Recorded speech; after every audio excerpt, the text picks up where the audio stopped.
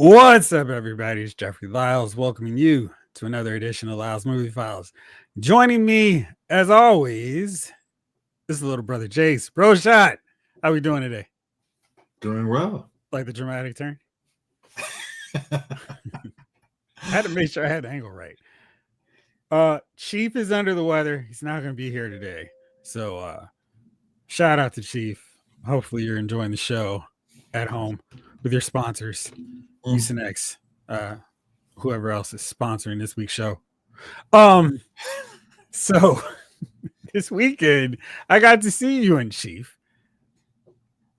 Yes, Got you to did. hang out, and we saw this movie that I watched earlier in the week called Con Job, and I wasn't sure if it was a movie that just so happened to catch me at the right point in time where I was just like bummed out, needed a goofy, silly laugh, and it delivered, or if it was legitimately funny. So I said, Chief, Jace, why don't we meet up, watch this movie so I can see if it's something worth recommending to the rest of the chat, everybody who hangs out with us here every Wednesday night on Lyles Movie Files. So what was your verdict as you saw this movie, Bro Shot? My verdict of the movie was funny. It was not I had no notion that you just said, hey, you were coming over and say, hey, just come over, watch the movie, see if it's good. So you didn't hype it up saying, oh, this is funny, this character is really good. None of that. It was just, hey, it was really just the evaluation, like I said, I just want to see if it was funny. And all of us were laughing. I mean, there were points, there were certain characters they introduced in the movie that were just like, if you didn't laugh, you weren't paying attention. I don't even think that. I think there were certain characters were introduced. If you were on your phone, just like, I'm not feeling this. And then you just hear the scenario like, wait, what? You put your phone down, you're like, oh, let me hear that again. And then you hear it's like, they're going to run the joke. And it's like, oh my gosh, that is so ridiculous. And you're going to laugh. I mean, it is very rare now to have a actual comedy that is not an action comedy. It is 100% a comedy. It is a dark comedy movie, but you don't have to. It'll hit you if you're just moderately paying attention for that first 5 minutes. You're like, wait, what? That's not the movie. Oh, wait a minute, I think we were in there. And then you're gonna get like, oh, this is the movie we're watching. This isn't a ripoff of another movie. This is a whole unique movie. Okay, well, I'll put the phone down a couple more minutes, and then you're probably gonna get locked in. You know, beside, like I think you put in your review, there's one random CGI scene you probably didn't need. I mean, but other than that, you'll be fine. I think Con Job, I don't know when it will be available for straight up just rental.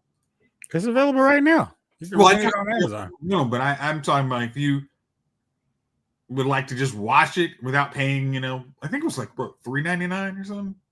Something like that. It was definitely not a situation where I was like, gosh, I want $20 for this thing. Yeah.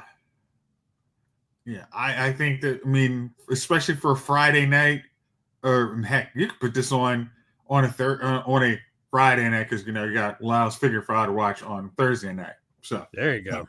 After that, I think you can put that on and you will laugh. I can't say we can give you a money back guarantee, but I'm pretty sure we can say you will laugh at this movie. So after watching it for a second time in 7 days, I was cracking up just as much. And, it's always a thing where you can never watch a movie for the first time twice. And I think that is especially true with comedies because the jokes are coming now. You might not remember all of them, but you know what's coming. And for me, if a comedy keeps me laughing when I know what the jokes that are coming, and I'm still cracking up after it, then I'm like, yeah, I got to get this to the collection. I just looked on Amazon right now to see if it's available somewhere on Blu-ray. Hopefully it'll arrive soon because it must join my collection. It was really funny. So, yeah, it's definitely what I was like, yeah, that was unexpected. Really dug it. Definitely have to check it out. And we got into all that. I forgot to say what's up to the chat. I mean, Uh, John Lynn, I was like, you gonna say hey, hi to everybody as usual? just jumping in. What's up, gang? Happy Wednesday. 80s kid from the 90s here. What's up? We'll get to the topic soon. Snake Eyes. Howdy, partner. David Thanos is here. What's up, man? Don't know. Ryan Daly. Heath Ledger died 17 years ago. Wow. 17. It feels that long since Dark Knight. So, what do we had? Two? No, we've had Batman in 4 or 5 movies since then. Wow. We've had Dark Knight Rises, Batman vs Superman, Justice League, and I guess if you want to count that 2 or 3 times, and then the extended Batman, which felt like 12 movies. So yeah, that actually feels like the amount of time. I might have thought it could have even been more. Blake Tarpley's here. Hey, movie filers. What's up, Jeff, Jason, Chief? What's going on, Blake? What up, Blake? Absolutely. Feel better, Chief. Michael Solis. What up, everybody? What up, Mike? Or Michael. I'm going to abbreviate it for you. Yes. David Thanos. Oh, man, that movie's 82% on Rotten Tomatoes. Yeah, it was. It's one of those, like sometimes when I'm watching a movie, like a screener at home, and I'm not really feeling the movie, or if I'm really feeling it, like midway through, I'll just peek over to Rotten Tomatoes and be like, all right, let me see if I'm synced up with what the other critics are saying. Sometimes I'm like, y'all are tripping so hard. This movie's awesome. And then sometimes I'm like, what in the world were you all watching? This movie's awful. So yeah, I'm when we were looking up, I was doing some research for the topics today. There were some movies that people were saying, I'm just like, wait, you said that is a horrible movie? I literally, it's just like, your opinion is now invalid. I'm over here now. Vanish. At 8.4 on IMDb. Gonna have to check it out. Yeah, I would recommend that one. And again, it is not a serious movie. Stick with it through the first 15 minutes. Mm-hmm. The I want to say like the questionable stuff or the stuff you mean like, where's this movie gonna go? Is early on, and once the movie is going, it is.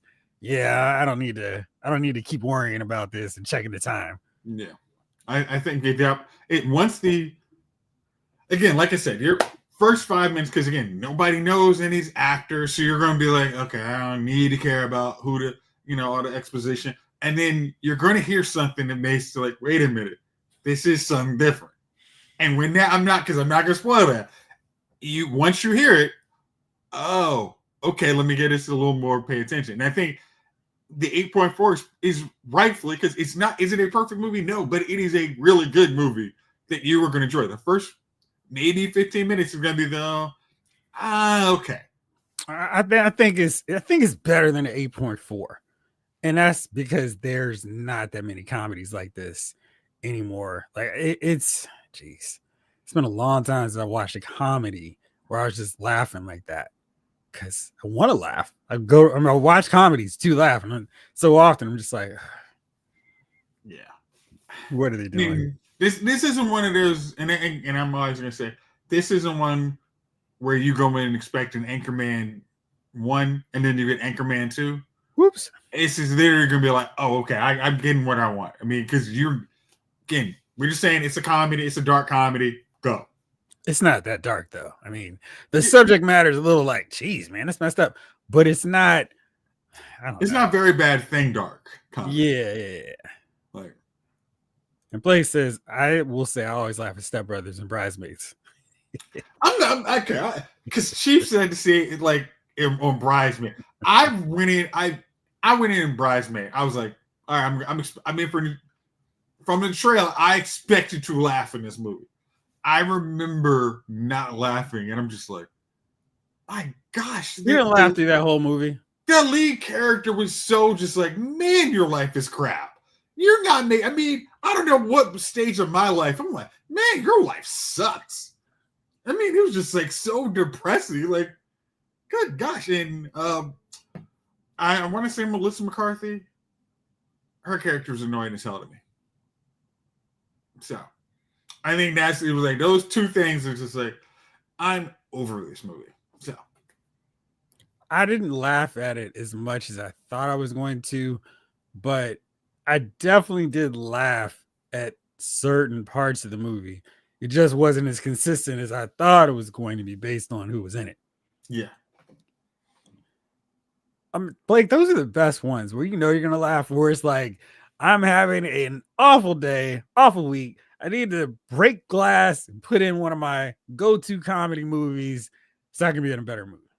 I didn't. There was one I had in my head that I did not want to mention because I don't want to set this unrealistic expectation. But I mean, like, I mean, my go-to comedy, if I want to laugh, is Coming to America. I know every daggone joke, I know every daggone line, but when I'm here, I'm laughing my tail off.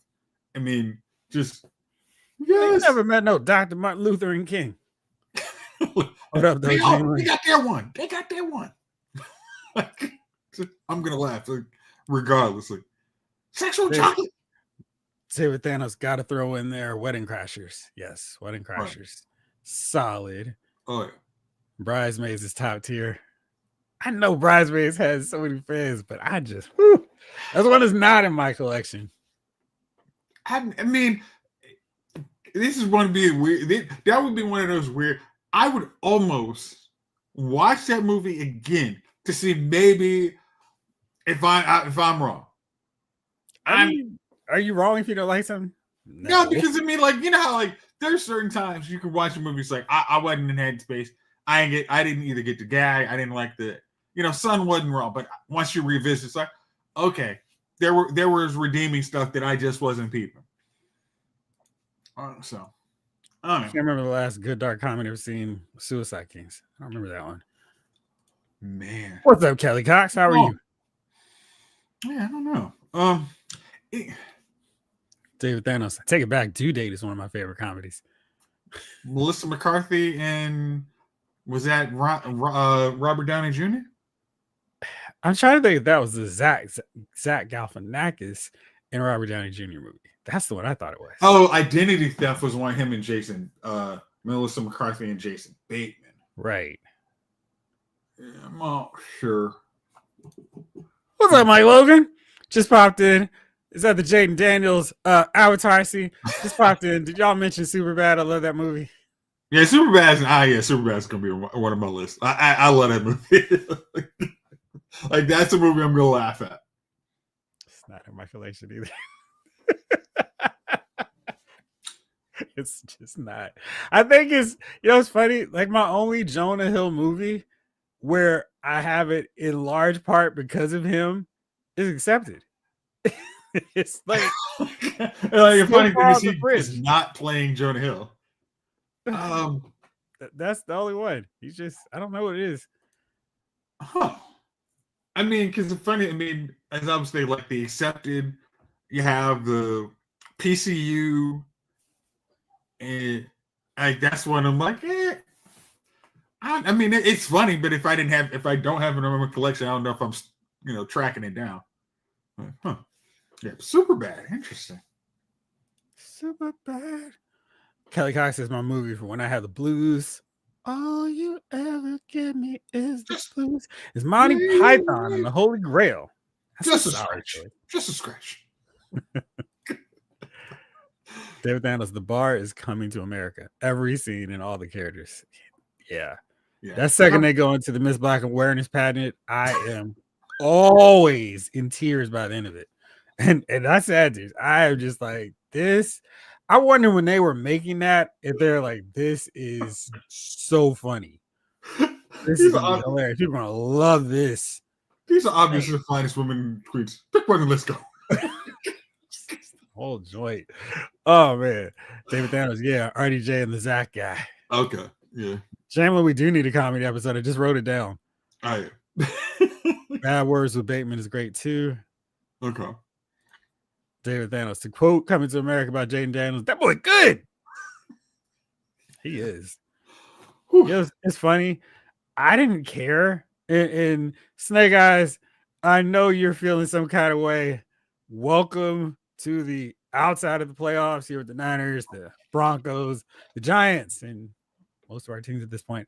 I didn't care until like after we played the Lions and their players are like, yeah, we spanked them. I'm like, y'all are number one. Y'all are going for the number one seed. All of our players are hurt. You're supposed to spank us. What you're not supposed to happen is for us to roll up and down the field on your defense with half our team out. That wasn't a good sign, and that was when I thought they might have some problems. And that's one of those you're supposed to just like when they come around, it's like this is just another random game. We just took care of business. Exactly. On to the next. We didn't play the same team that we lost to in the championship game. Yeah. All right. Into the Super Bowl anyway, so. Right. Yeah. Play Tarby. Tropic Thunders. Yeah, absolutely. I feel like we need to I feel like we need to do that as a watch along. Yeah. That would be fun. Woo, woo. Kelly Cox or Spaceballs. We ain't found. Yeah, I didn't laugh at that all of that movie, but that line gets me every time. Like, hey, we're combing through the desert. Like, what are you found? The big, ridiculous comb. Blaze Hartley, Wet Hot American Summer 2. Absolutely ridiculous. These are things that I need to write down. I've seen some of these. Ryan Daly, you remember him? It's Joe the Policeman from the What's Going Down episode. That's my mama. Man. Okay, seriously, just how could you be in the audience and you just hear some of this and play it straight, just like, don't laugh at Eddie Murphy right beside me. Like, I'm just like, these three dudes saying this, I gotta play like I'm just listening to like, don't laugh. Oh my gosh. I don't care. I'm watching that sucker. I am howling laughing. They're all coming back to me. People who were extras in there and you're hearing them make these jokes. Like, I would have broke you'd have had to fire me because I'm laughing every time they say this. All right. Oh, here we go. The stupid football talk. Or maybe I'm salty because of the Rams. So what? Man, I'm glad you're not a Ravens fan. They had the most reason to be salty this weekend. Or is it the Texans? Never mind. I'll say that for later. Say that for later. All right, let's get into a little bit of the news of the week. So, lots of Marvel stuff. Shocker. I talked to our cousin Dwayne, and he was mentioning how he has not finished What If. And I mentioned to him, I have not gotten past the 3rd episode of What If. I am struggling mightily to get interested in this season. I think season 2 took more out of me than I realized, because after it was over, I was like, gosh, that season was such a waste of time. And then when we were doing this very show, going over what they were breaking down, what was going to be on each episode, I was like, this sounds terrible. And I watched first episode. I thought it was solid. The second one, though, with Kingo and Agatha, I was like, this is lousy. How we doing, Pito? Lousy. And then I started watching What If the Red Guardians stop the Winter Soldier, and they make Red Guardians such a goofball. It's like, why? I know it's a cartoon, but it doesn't need to be Looney Tunes cartoons. It's like, gosh, ugh. Oh, boy. It is well. All I heard was the last episode was good.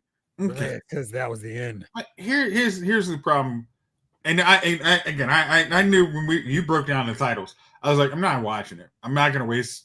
I got other things. I'm literally like, I watched like all of Vox Machina, and then I'm like, yeah, I'm just gonna go like watch Supernatural season 6. Like, I'm gonna start that again because I just have no interest in it. It was the idea, or what we got initially sold on What If is, hey, here's the characters from the MCU. We're going to change one detail and see how it goes. Like, that's why like Doctor Strange was so good. It was, here's one thing that changes and how his life changes based on that one thing. The other what ifs have just been, what? I don't care about. I probably don't care about the characters. Like, what if Happy Hogan saves the Avengers? Like, that's just stupid. Like, I don't care about that. Like, what happens if the character we just made up becomes the most powerful character ever existed?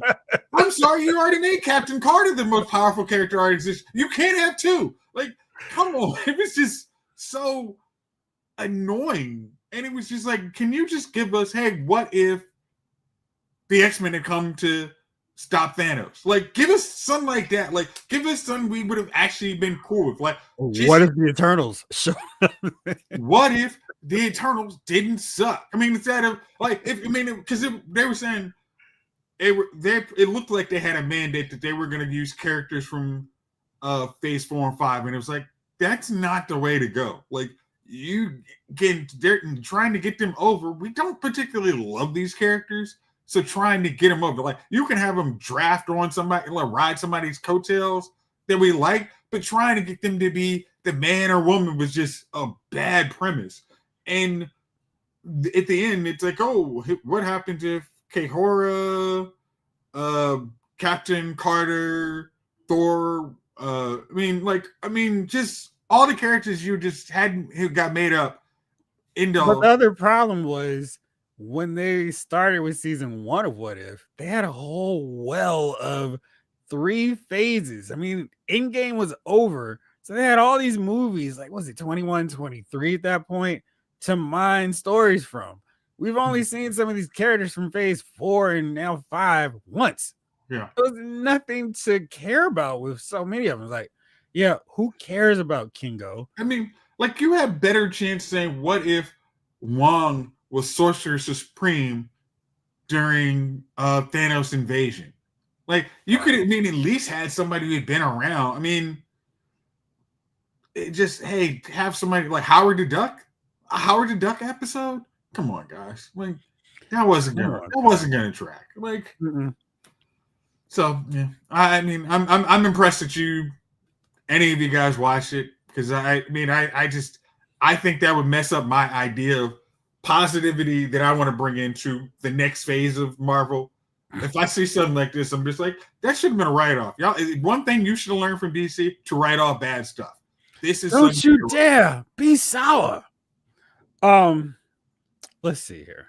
Jamelin asks, you guys think it had to be based on all current MCU versions? I think they could have mixed in comic adaptations with original stories.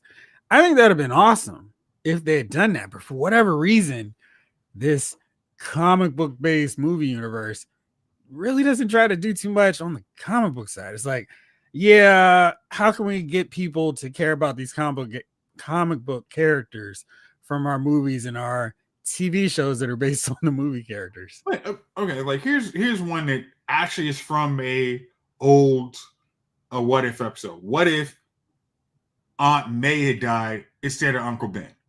And literally, a really good one. I mean, that's just the idea. You don't have to use the comic book. Just go from there. Like, what if Punisher? Like just what if Punisher's kids? What if Punisher's children survive? Just a little. Like just that little thing that, like, hey, this character is built on this. I mean, that's why it's always the what if. When we see Thomas Wayne is Batman, it's like, what if Bruce dies instead of Thomas and Martha? That was the whole. Why did you say that name? Huh? Why did you say that name? I got you.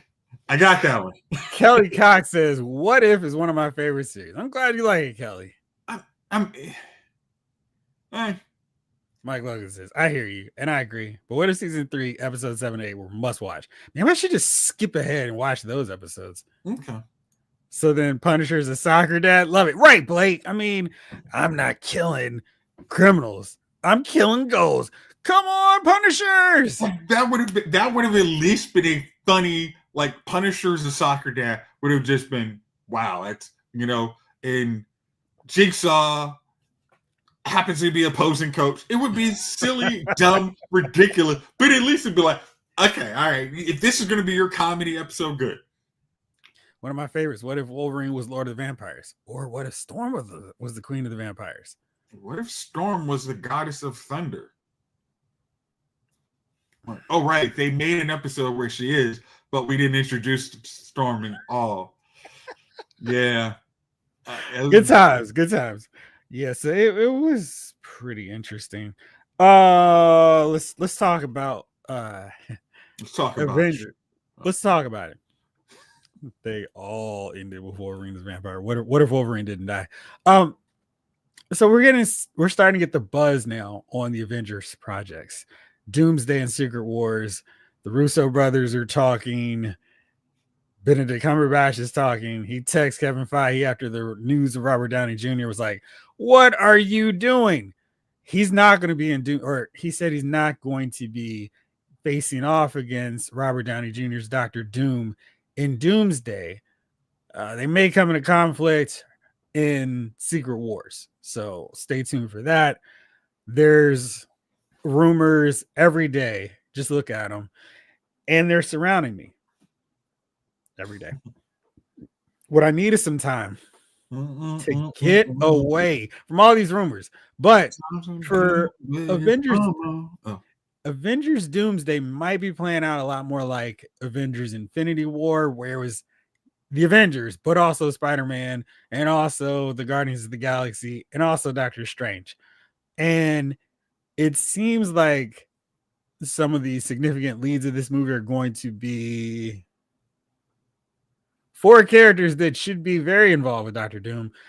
Word is now we knew they were going to be in the movie, but it sounds like they're going to have a significant role in Avengers Doomsday. Talking about the Fantastic Four. I don't care about the titles of these movies. I didn't feel like Avengers Infinity War. I mean, I thought they could have just called it Infinity War, and I still been on board. It's awesome. This is great.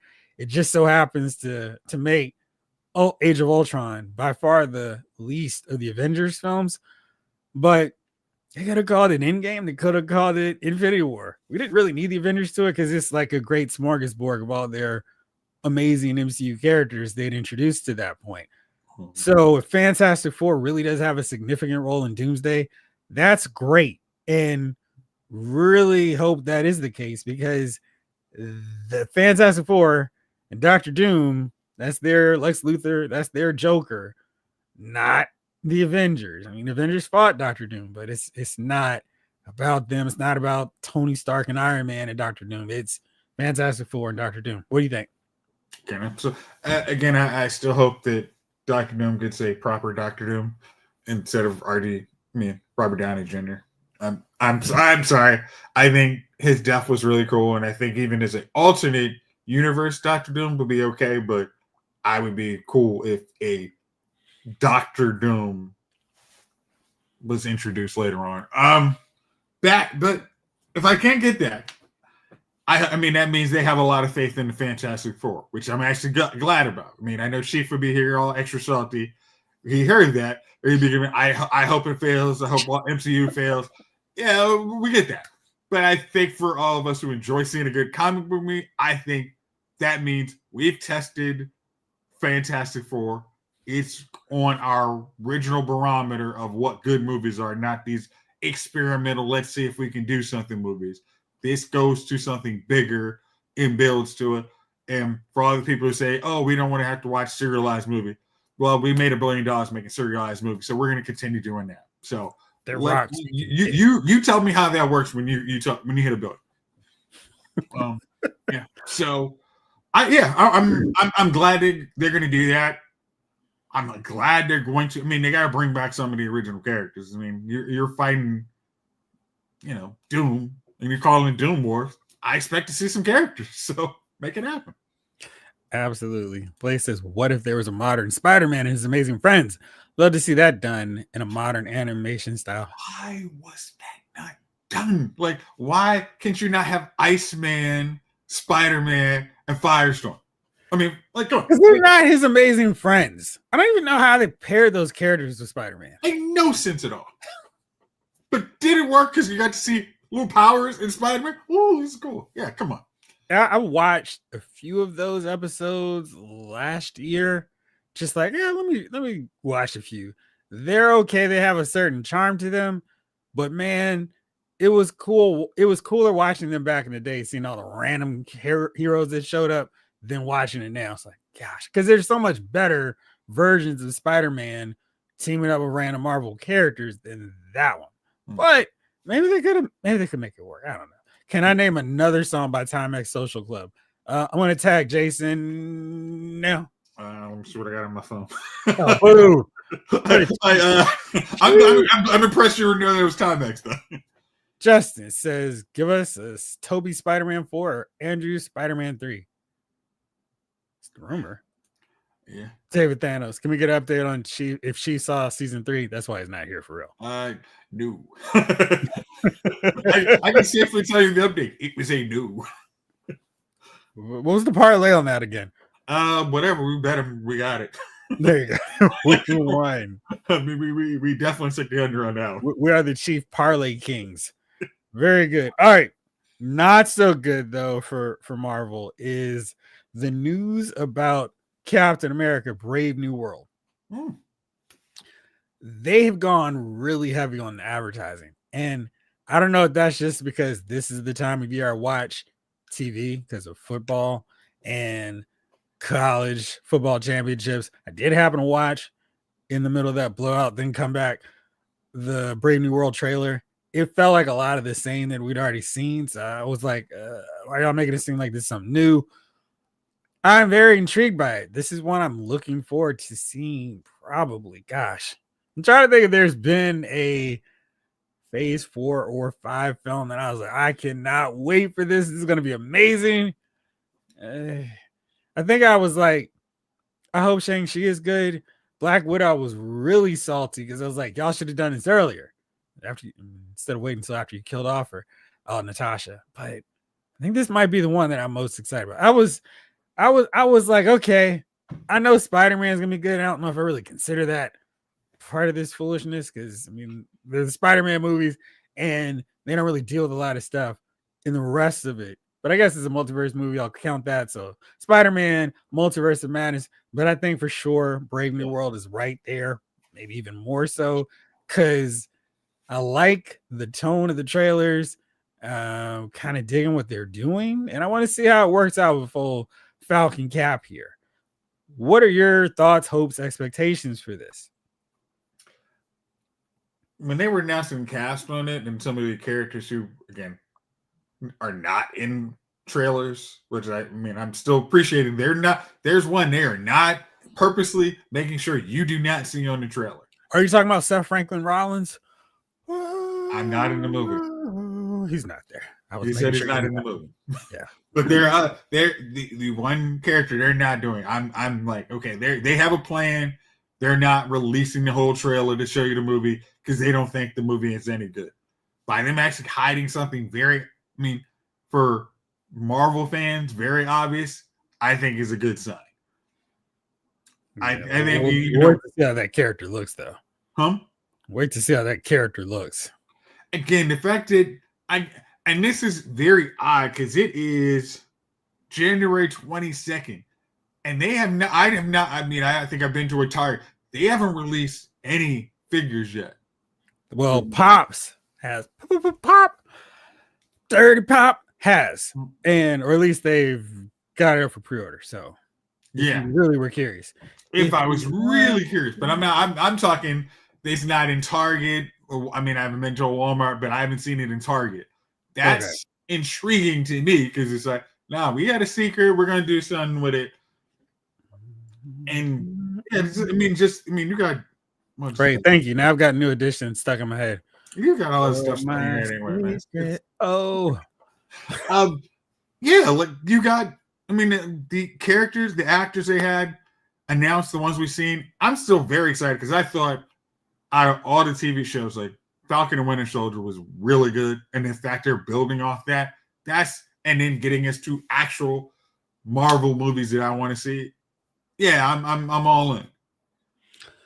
You might be in the minority here. So far, the pre-sales aren't blowing up the world.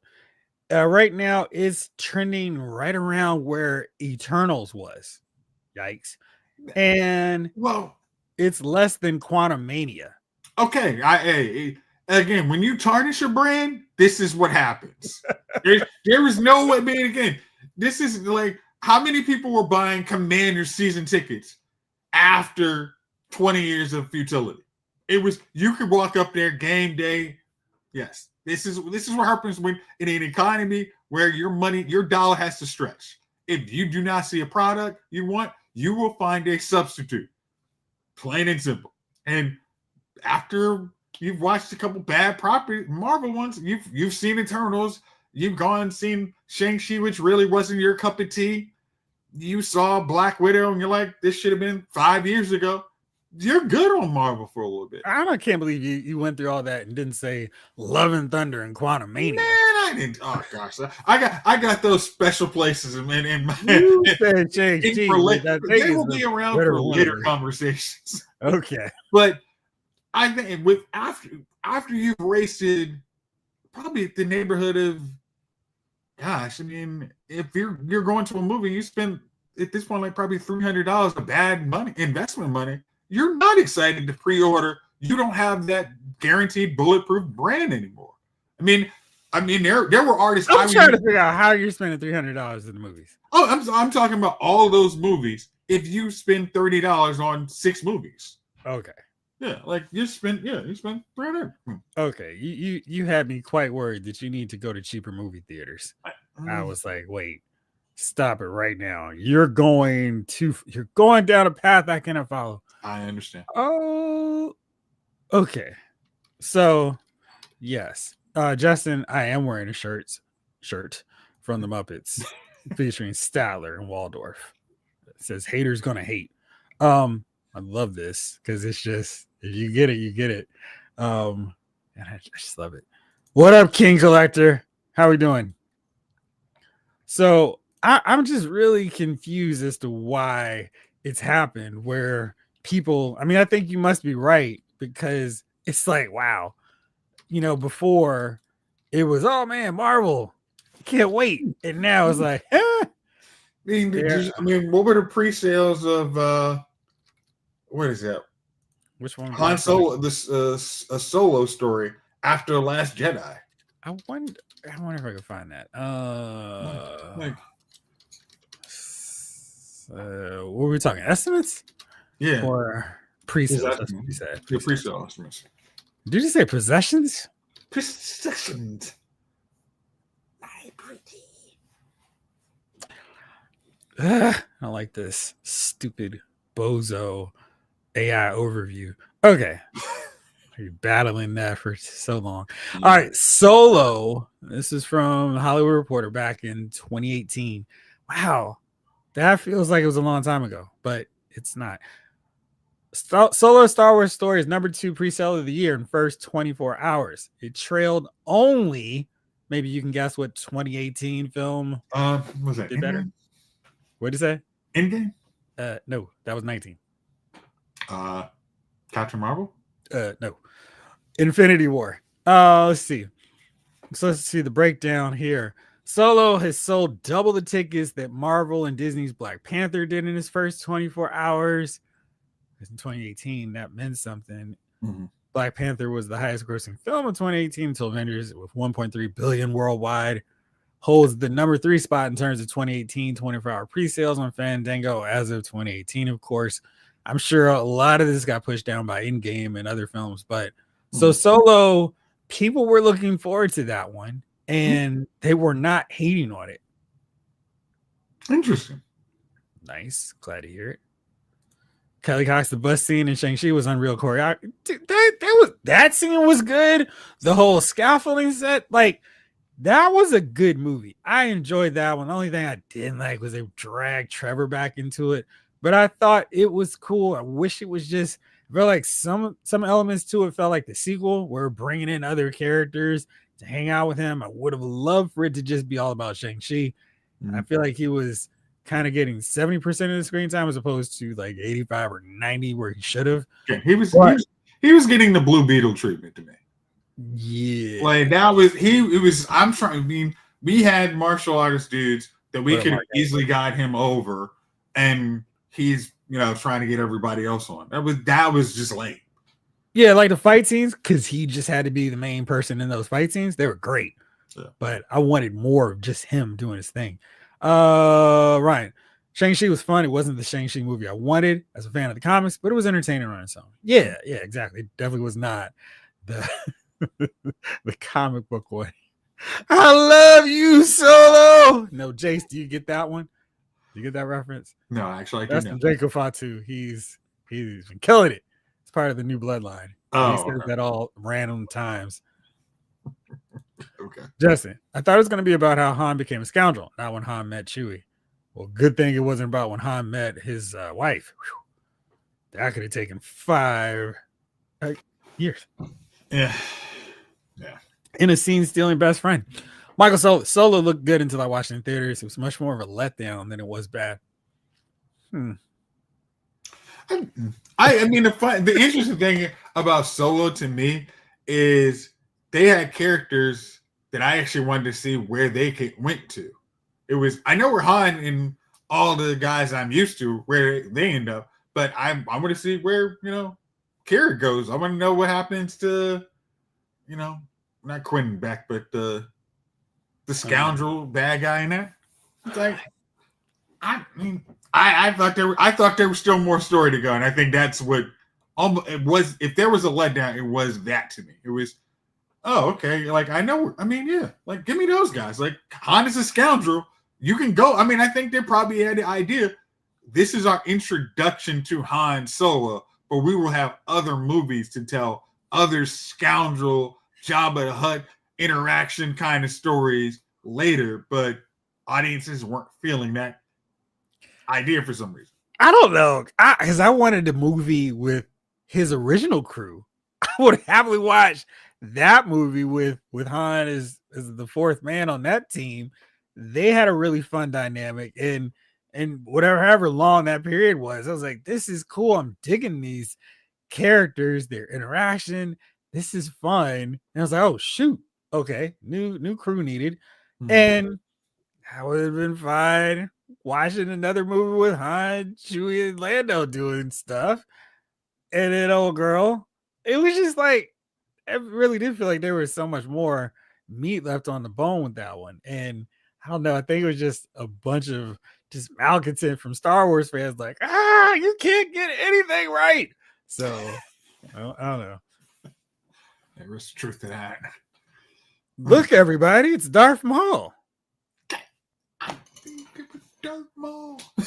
Like, that was a cool cameo. Yeah, I like Solo. Thank you, King Collector.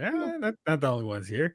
Michael Solis, this Han wouldn't shoot first. Oh, well, he didn't.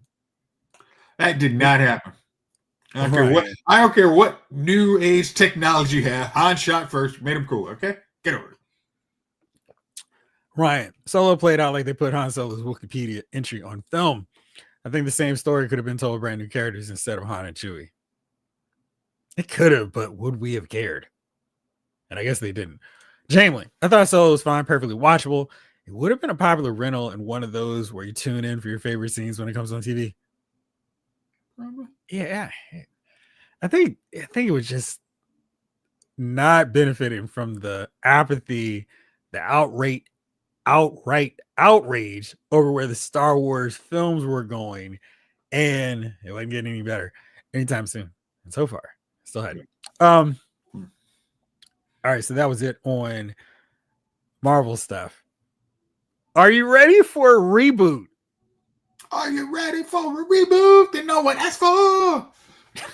This is really going to be in that category. All right, I've already had RoboCop. What do you got? Like, all right, what you got? Willow? Come on. Bring it on. Bring it on. I don't think Disney's even interested in another Willow. But that was a case where, like Chief always says, they waited way too long.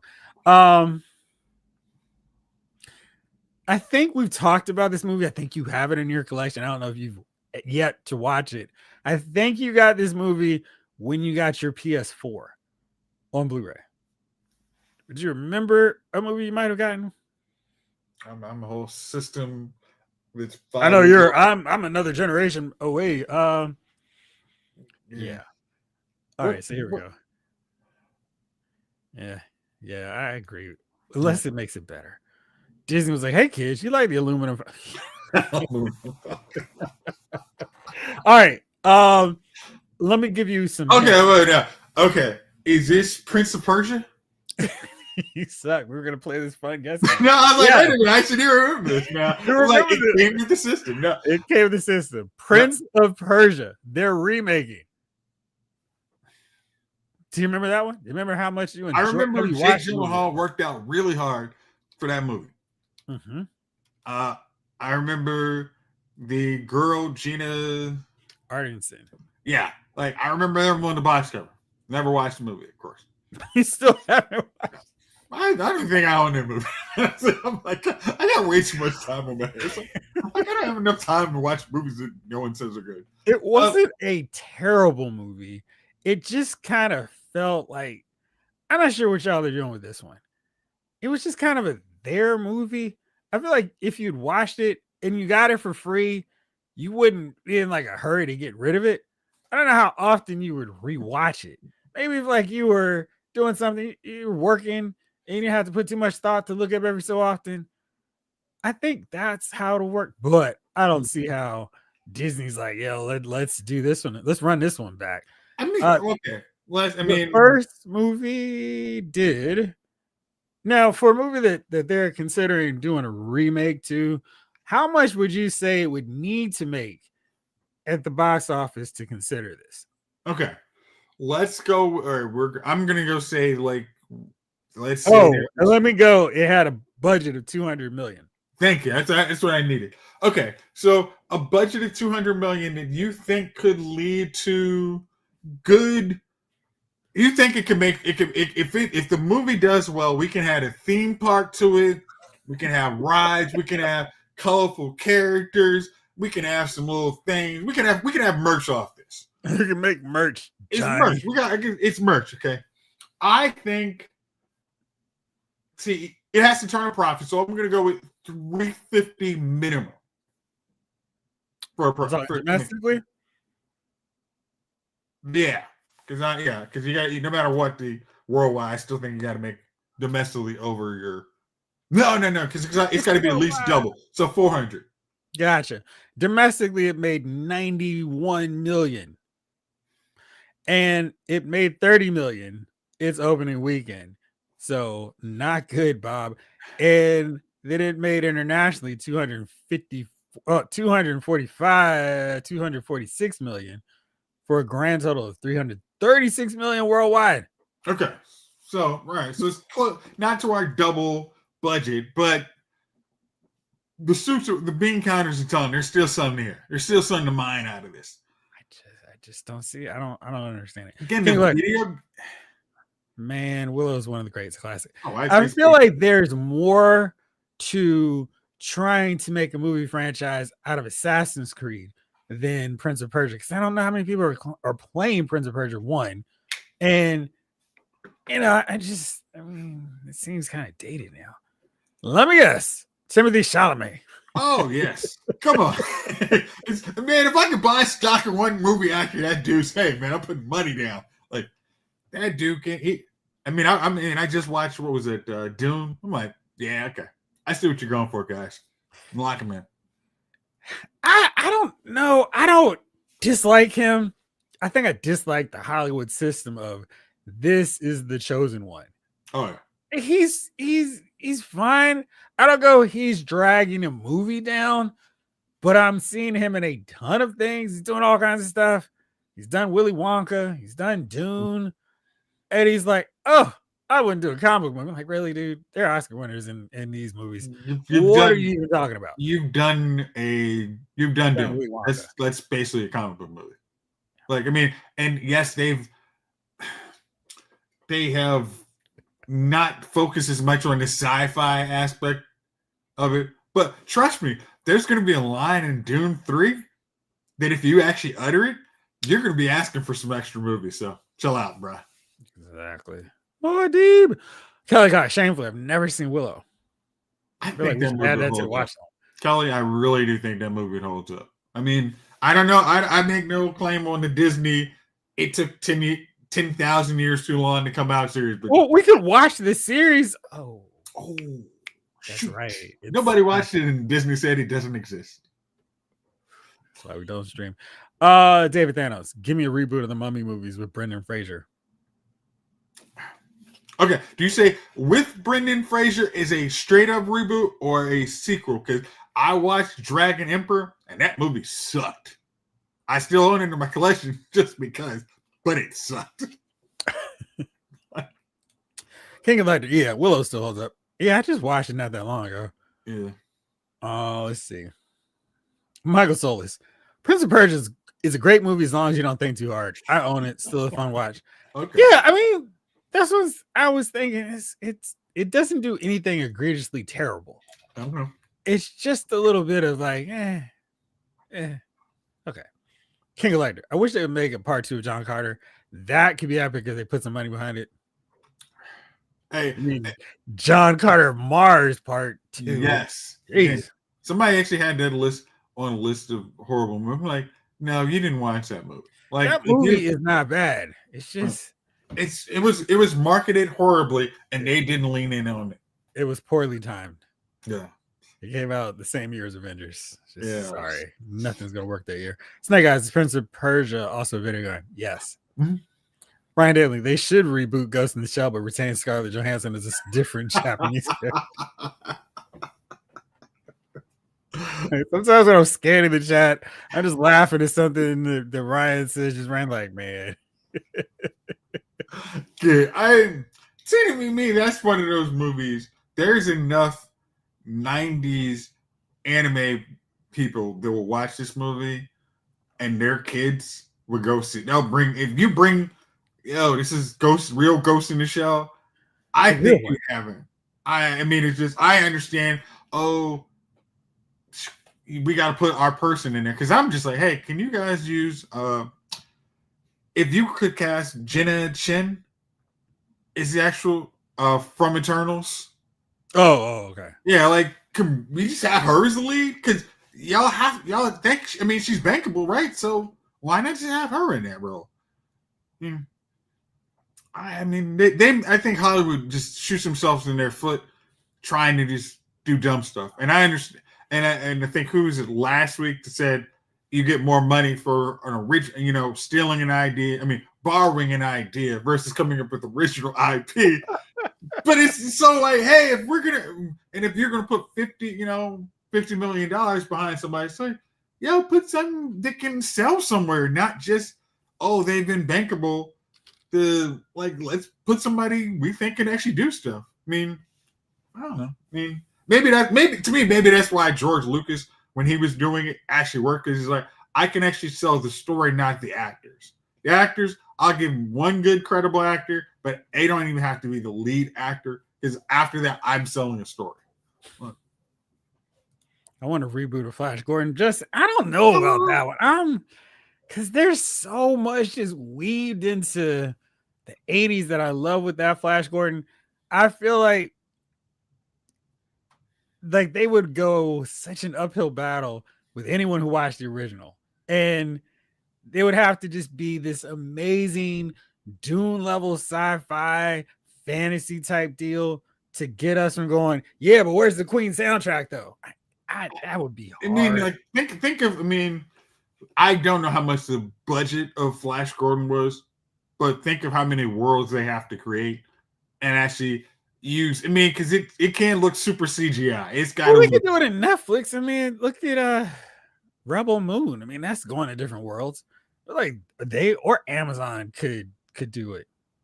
Amazon, yeah. But like I'm talking about if they were trying to do it as a movie, they could do a movie just fine. Both of them. Kelly wants to know, never seen John Carter. Why did it bomb so bad? So, excuse me. Drinking my water too fast. All right. So this movie came out March 9th, 2012, which meant it was 2 months from a film that people were looking forward to the level of which we hadn't seen in a really long, maybe since Return of the Jedi. Maybe Terminator 2. I don't even know. I feel like that's a bigger stretch to say. Because they built up Avengers so well. They've done all these movies and they worked. So people were really anticipating it. And it was an event, kind of like, like Wicked or, later Star Wars films. And John Carter felt so dated for the average Joe Blow moviegoer, where it's like, we've seen Thor flinging his hammer around. We've seen Captain America. We've seen Iron Man in a suit of armor. We've seen Hulk raging out. This dude jumps, fighting bugs. Who cares? And I think they could not figure out a way to compete with this new massive era of amazing comic book films with a character that jumped. They had a charismatic esque lead in Taylor Kurtz. He was fine. The cast was good. It just was really hard for them to market that movie like this is an event you need to see. And don't worry about that Avengers movie. Because I think everything that came before and right after was just caught up and swept away in that wash, the wave that was Avengers. I What do you mean, think? I'm gonna say this. If they this John Carter was one of those movies that really would have been benefited from Disney deciding not to have it that year. They should have moved that movie kind of how DC kind of, hey, when Marvel's putting the movie out, we're gonna try next month, we're gonna try 2 months, or we're gonna push it back a year in the schedule. I think John Carter, if it came out the year before Avengers, it had the Super Bowl ad, you might have had a chance. But as soon as Captain America releases a trailer, it was everybody's focus on that's going to be our movie. John Carter, then not entering John Carter of Mars. Also didn't, because if you ever watched the original trailer, I had no idea what that movie was going for. I mean, the trailer is so very 80s out there, but it's like, wait, I saw Avengers. I don't know if that's gonna work. And you see that trailer, it's just so dated. But watch the trailer, and then you can actually go watch it on Disney Plus and watch the movie. You're like, this is actually a cool movie. It's just horrible timing. Disney should have just said, hey, we don't want to compete against this movie next year, August. I mean, I think that movie would have been better in August or something. Just not. I mean, I'm saying it had to get 2 months before. We had no chance. 6 months after Avengers, you might have had a chance. But I mean, I think even a year after would have had a chance. But they didn't. That was an uphill battle they could never climb. And they did not. Yeah. It was hard because it was really, I don't think they had any kind of like people excited about it. And because of the lack of excitement, it's just like, no, thank you. And it just, yeah. But I do think it would have worked better. I think if they gotten that out around 2005, 2000, anytime before 2008. So I really think that's when Is those kind of before films. Iron Man? Yeah, and Dark Knight. Iron Man, yeah, that has a much better shot. I mean, I think even, yeah, I think you could have done it 2008. It still would have been good. I mean, but once you saw that Avengers was, hey, we're also going to do a Captain America. We're doing a Thor. Oh, our ship is sailed. Okay, we're screwed. Jamelin asked, and I was trying to find this. Oh, okay. I was like, I think we have done a sequels here. I'm posting it in the chat so y'all can go back and watch it. Let's see. So there it is. Can we just get Rush Hour 4? I think they're working on it. Oh my gosh, I can't deal with Chris Tucker. No. There were vid shorts floating around sometime last year where movies about people were appropriated to somewhat entirely out of scope of the characteristics for whom they would play. Now I don't want to see that. Hollywood needs to get their act together. How so? Michael Solis, why is Flash Gordon copied in Star Wars? Because George Lucas really liked Flash Gordon. King Collector, yes, John Carter. I don't know how it flopped, and I hated I missed the Willow series. I was planning on watching, but I just got busy. Was anything good? I don't know. That's the whole thing where it infuriates me when they do the streaming thing where it's like, I should never have a limited amount of time to watch one of your streaming shows. They should be there for life. And that's part of the allure of a streaming platform. I don't have to watch it on anyone else's schedule. I watch whenever I want to watch it. And if you start that precedent of, well, if you don't watch it fast enough, it's going to be gone, then you might not see me at all. So I thought that was terrible and a really bad idea for them to do. I mean, because it wasn't just bad. It was they didn't get the numbers they wanted in the first 90 days and then said, hey, we're done with the whole series. I mean, it's over. We're canceling it. It's not going to be available. There and the idea of having because what was it? I always get mad at Runaways, Marvel Runaways. It's why the heck are you getting rid of this show? It's that in Cloak and Dagger. There's no other avenue to watch these shows.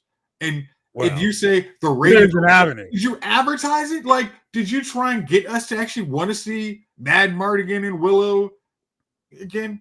And even if you did, it could take 6 months just because we aren't jumping down to like, hey, it's great now. Is that our fault? Because it could be good. Like, I mean, what was it? Willow? I mean, not Willow, but like Swamp Thing. The first day, oh yeah, we canceled it. Like, you didn't even release an episode and you're canceling it. Just why you even announce it if you're gonna cancel it? Like, that was the same thing for Willow to me. It's like, it's bad, so we're canceling. Then why'd you release it? Y'all screened it. Y'all could have just said it's gonna take longer to do. Why should I watch it? Yeah. Flash Gordon will do good. Yeah, I think so. Michael Solis, John Carter wasn't released in between the Dark Knight and Avengers. I didn't say that, did I? You said it was at least after 2000. What was it? 2012. I said it could have been. It would have been. I said John Carter should have been released anytime before 2008, which is when Dark Knight and Iron Man came out. Iron Man. So I don't know where Avengers came in. Avengers was We've been talking about 2012. Avengers. The Dark Knight Rises was 2012. So by that point, way too late for anything that wasn't on their level. Let's see. Last Action Hero. Cool. All right. Mm-hmm. So is there anything? Oh, I did want to talk about this because I'm kind of intrigued with this one. We're gonna get a Different World spinoff. It's in talks, so who knows what this means. Whitley and Dwayne's daughter is going to be going to college. I'm curious as to how this would work and succeed because we've had several shows with black cast in college and debatably awful. All American Homecoming, Dear White People, another one. Grownish. I mean, so we've gotten these shows with a young black kid in college. I don't know what's going to be. I mean, outside of Aretha Franklin's It's a Different World. Okay. What's going to be different? Okay. And what's the audience for? Here's the problem. Okay. Dwayne and Whitley look like they couldn't have a kid in college. That's the problem. Like, they would have their granddaughter, maybe, but they don't look like their daughter is just going to college, okay? Because you're trying to act like... He was a surprise baby, okay? Surprise, man! She on some Janet Jackson shit, okay? Like, I feel like you're being ridiculous. You feel I'm being ridiculous until you remember Jasmine Guy was too old. I mean, was older than a college kid, and now she just Kadeem Hardison is 59 years old. Jasmine Guy is 62 years old. Yes, surprise. Whole lot of surprise. I mean, I understand the allure to try and do this, but yeah, I mean, because what do you try and go with? I mean, like,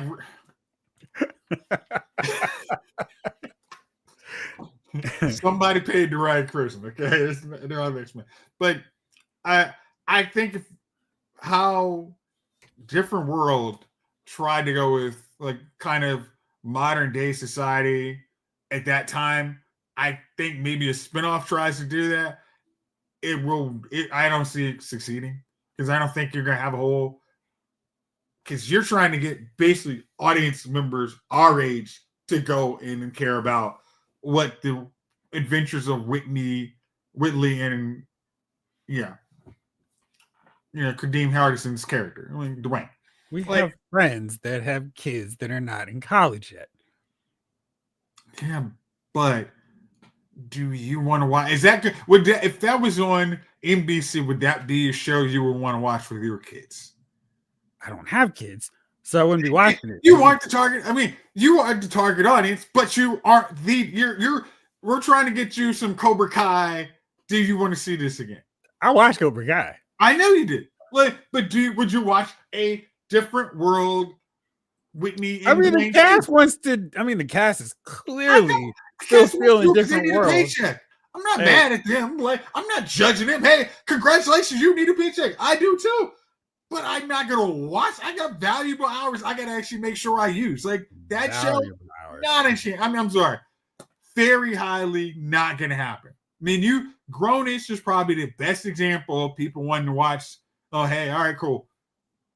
This, no, I'm sorry, not happening. Okay. Did you happen to see the trailer for Queen of the Ring? I did.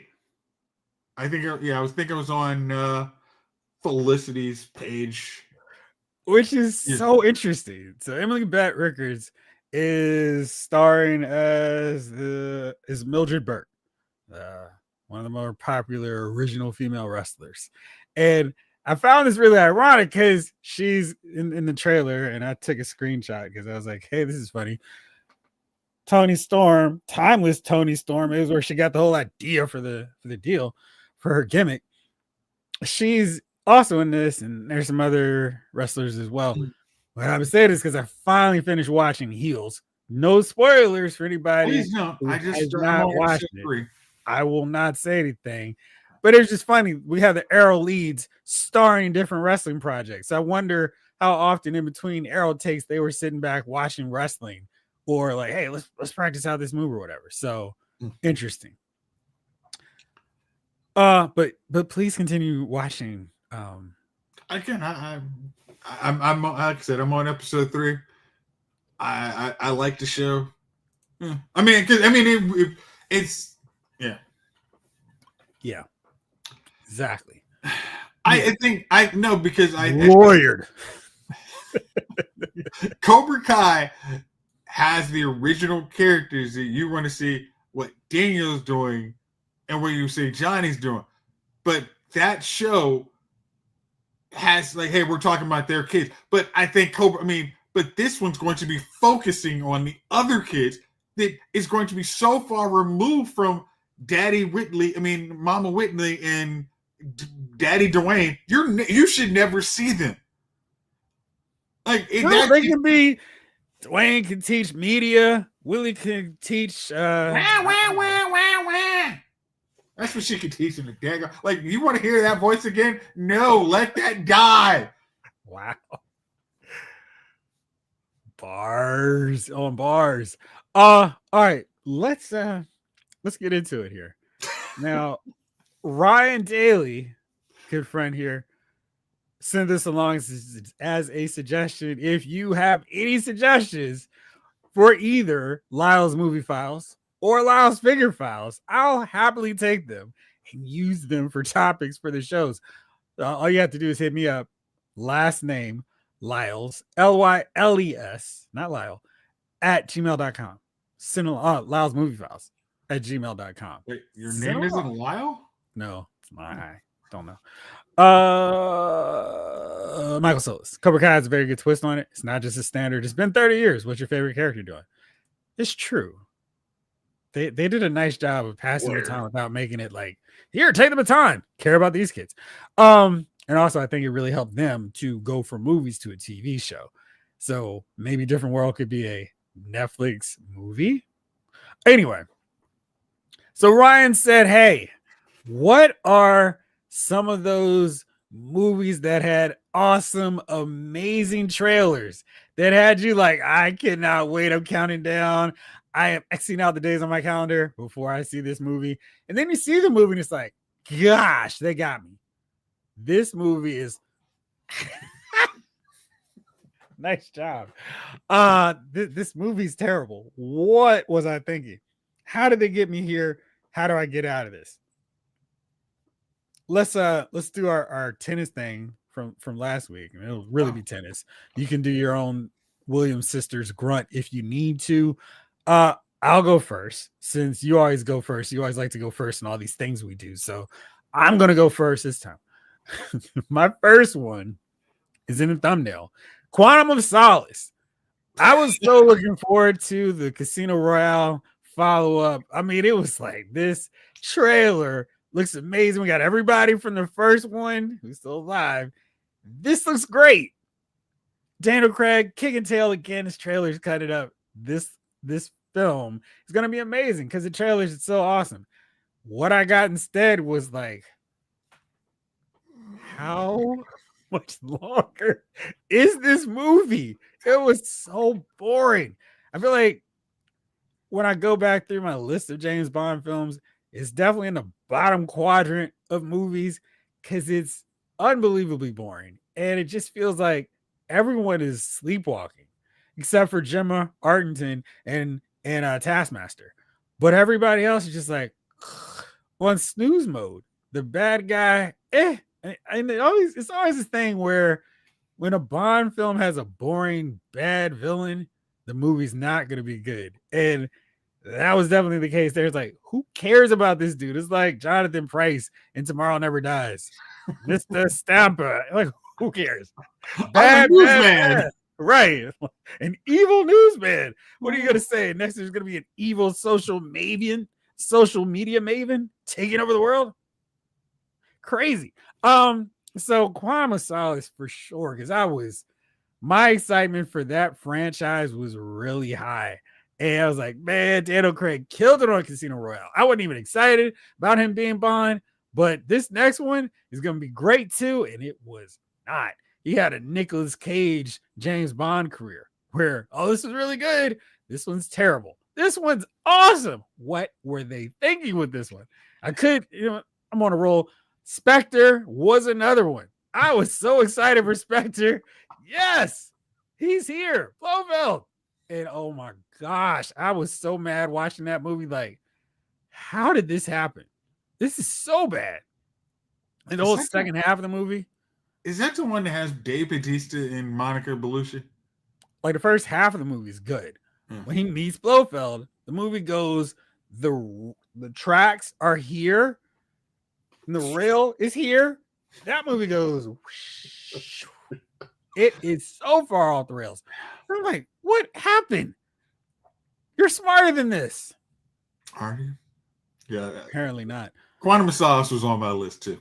It should be. I mean, because after watching Casino Royale, you're all in. Like, yes, all you have to do is just follow the story, and then you get that story. You're like, come on, man! Like, how is Spectre? Like, we're not following Spectre. We're friending this random dude who cares about water rights. What the trash? They started off so good. They were setting up Spectre great.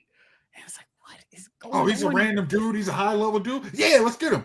Oh, I'm the water guy. My brother, James. No, sir, you are not. I'm I'm trying to get this water general. Like, why are we here? Kelly Cox. Quantum Solace was like a New York dash with the shoelaces tied together. That is a very fitting breakdown of that movie. I mean, if you ever want to have a good, I know how like Chief was talking about Madam Web. Took him like 5 days to go to sleep to. Nah, man, you got a whole week easy on Quantum Solace. Like, wait, did I fall first in sleep? Like 15 minutes. I know it was good, and then I just went to sleep. I used to fall asleep to that movie. Ridiculous. It was perfect.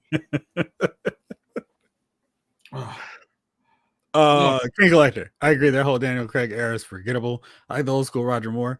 Roger Moore has some low-key, really great James Bond films.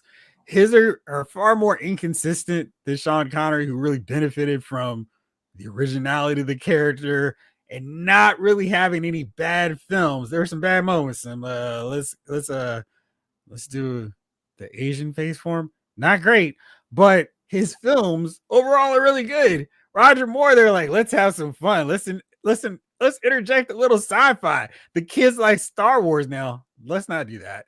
God, but his good movies are awesome. So yeah. Oops, no writers.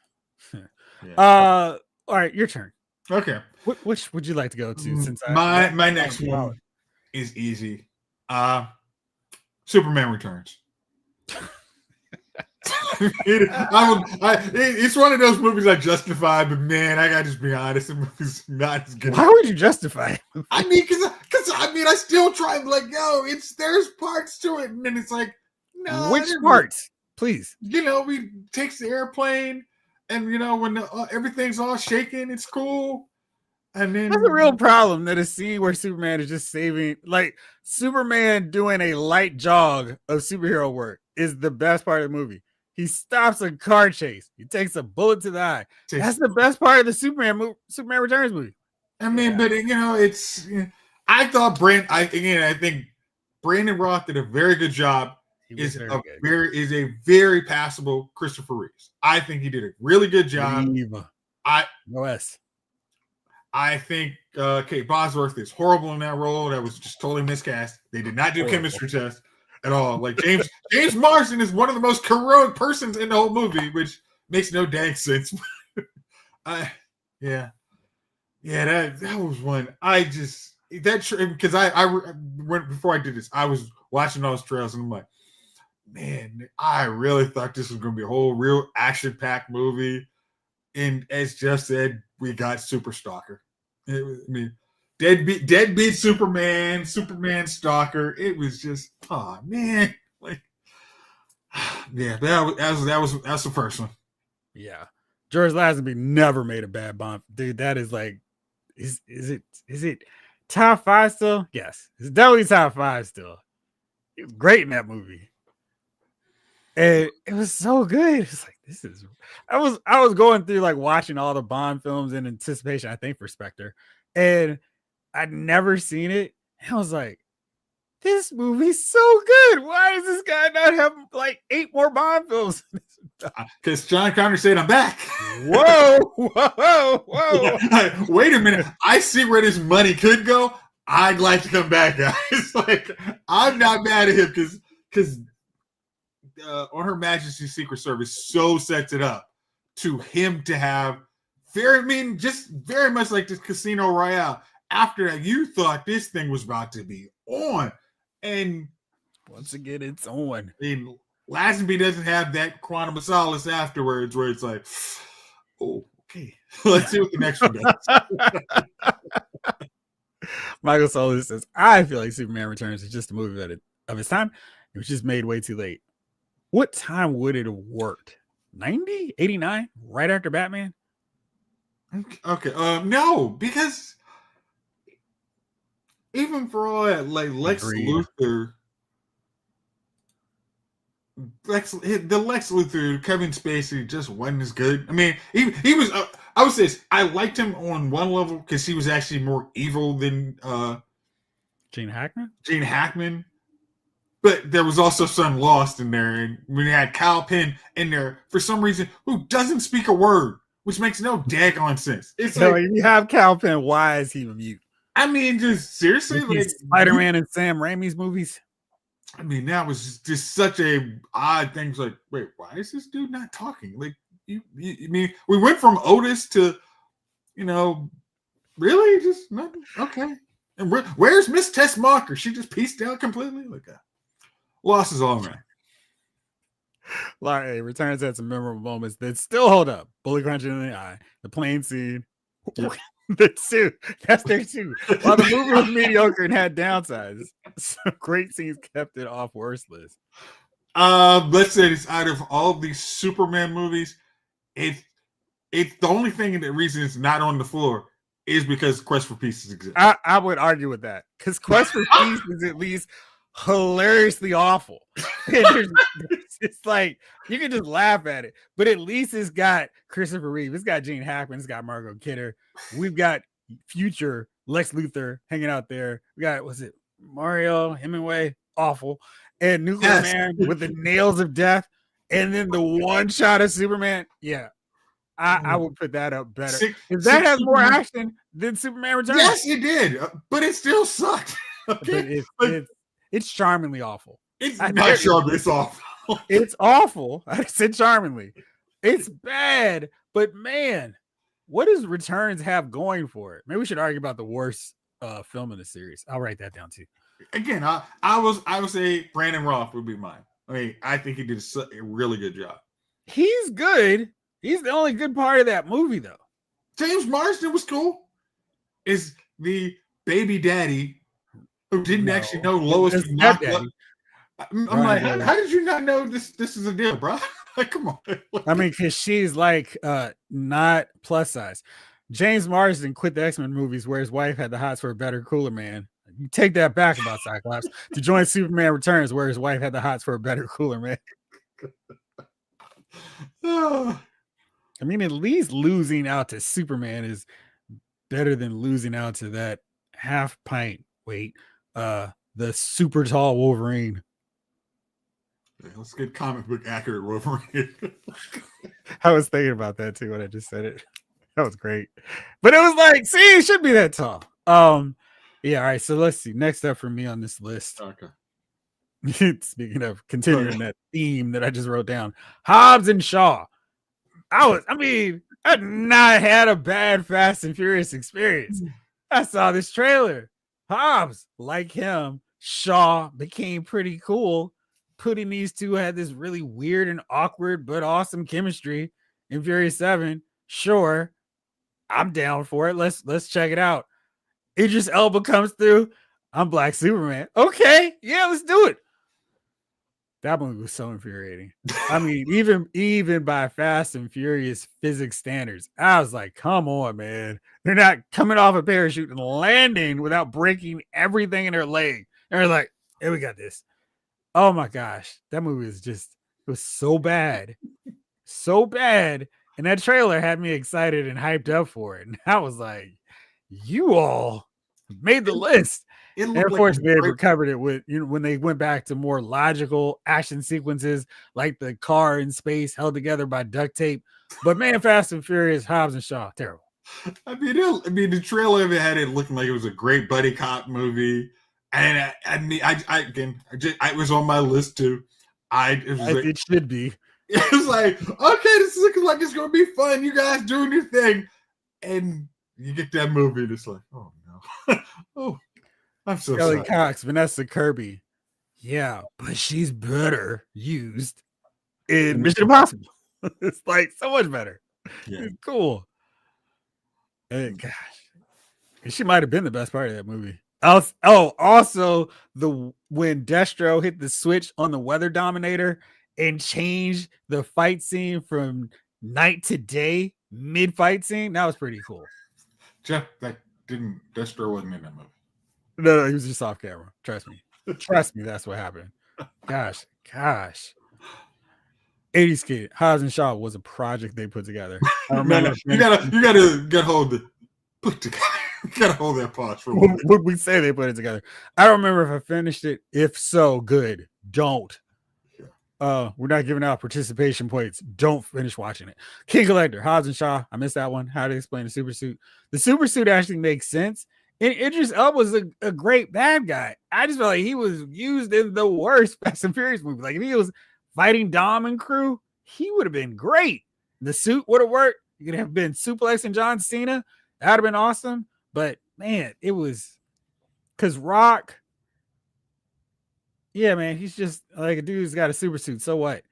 And it's just like he brought in Roman Reigns, and Roman was spending the whole time doing this. It was just Jeff, it wasn't.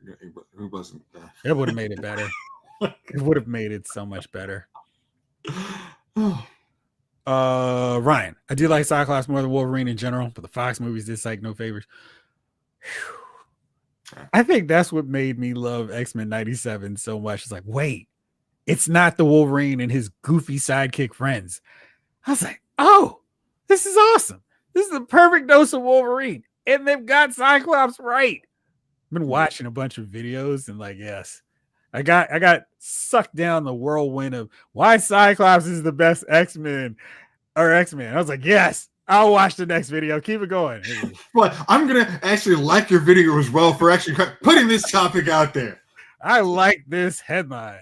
Yeah. I like your thumbnail and everything about this. Oh, here we go. Laurie. Fox's movie treatment made the X-Men 97 appearances and show out sees that much better for sight. Absolutely. Right. Agreed.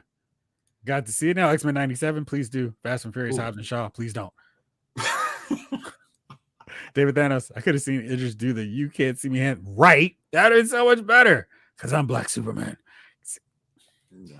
It was such a mess. Your turn now. What's my next one? My next one, Aliens 3.